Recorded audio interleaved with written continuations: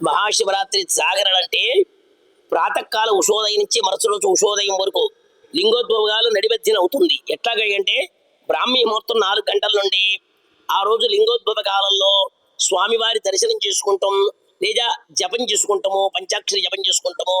ఎక్కడైతే శైవాగమనంలో శివపార్వతుల కళ్యాణం జరుగుతుందో అటువంటి దైవ కార్యాలు భజనా సంకీర్తనామావళిలో ఆ యొక్క 24 గంటలు సూర్యోదయమునకు ముందుగా వచ్చే బ్రాహ్మీ ముహూర్తం నుంచి మరుసటి రోజు బ్రాహ్మీ ముహూర్తం వరకు ఆ యొక్క ఏకదినము ఆ రోజు ఉన్నచో ఈ జాగారం సత్ఫలితాలు పొందుతారు. అది నిజమైన జాగారం.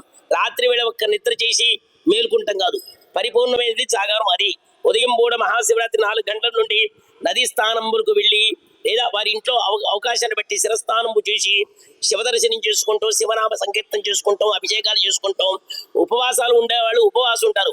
శక్తి లేని వాళ్ళు అల్పహారము పలహారములు సేవించుకోవచ్చు.